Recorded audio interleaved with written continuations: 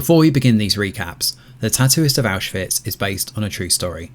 It's a harrowing, hard-hitting drama about the Holocaust, and it obviously references one of the worst periods in human history.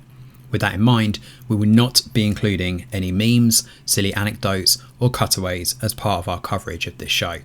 We will not disrespect the honour of those who passed away and those who survived and had to endure the horrors of World War II.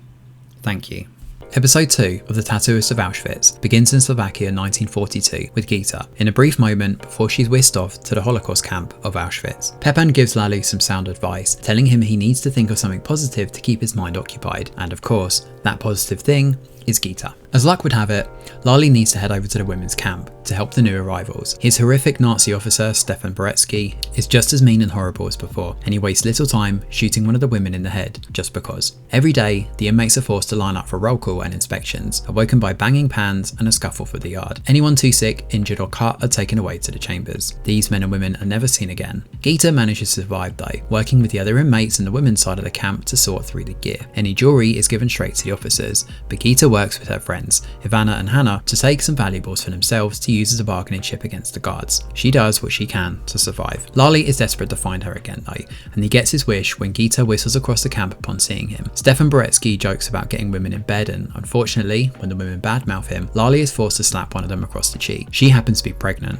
and although Stefan promises to get her to the maternity ward, in truth, they're taken to the chambers when they're no longer needed. When Lali goes over to the men's camp again, he feeds back that there are women here now, and almost lets slip about pregnant women too. That is, until one of the men steps up and claims his wife is pregnant, and unfortunately, Lali's interest causes him to backtrack and lie about what he's seen. Alone, Stefan decides he can use Lali. Specifically, he'll deliver a note to Gita if Lali helps him write some things for him to woo his girlfriend. Lali likens this to dealing with the devil when he speaks to Heather in the present, but he knows that Stefan was very lonely and violent, and in a weird way, needed Lali and looked to him as a friend of sorts. In the middle of the night, Gita is taken out of her bunk, and although she looks like she's going to be taken to the gas chambers, she bribes her way out of it with one of the officers. She hesitates at the door but nods in Stefan's direction. The SS officer is there and he checks her number. He surprisingly keeps his promise to Lali and hands over the note. We then cut to Auschwitz in Poland, where Boretsky tries to woo his woman. He gives her a drink, and although he tries to open up and ask questions about her, something Lali clearly encouraged, she simply laughs and bitterly forces him to get busy, knowing her whole life has been upended. The next day, Boretsky takes his anger out on Lali, and despite being beaten and knocked to the ground, he does learn where Gita is being kept. This is somewhat of a double-edged sword because although she's in block 29, his SS officer also knows this too. This horrific revelation forces Lali to confront the past, as Boretsky could have done anything to her and he wouldn't even know.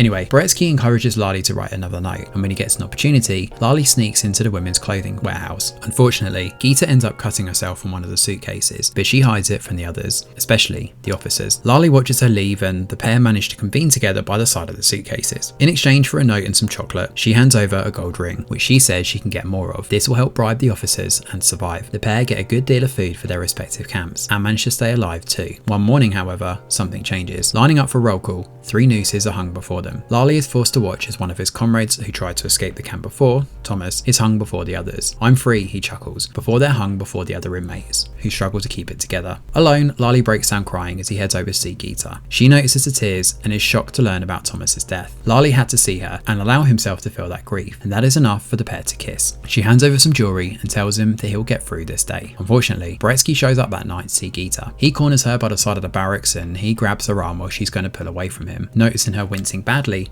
he recognises her arm and the infected cut, but he doesn't say anything, at least not right now anyway. He tells her to go to bed and staggers off. He's clearly had one too many to drink as he eventually collapses on the ground. He calls out for Lali while Ash falls to the floor. Lali shows up and carries the officer, helping him back to his bunk, where he proceeds to vomit in the bucket that was supposed to be used for Lali's water. Stefan's eye is cut and he's not in a great way, but he does reveal the truth about Gita's arm. He refuses to get her medicine though, and instead he cuddles up to Lali and tells him that he's here for him and they'll get through this together. And that is where episode 2 comes to an end.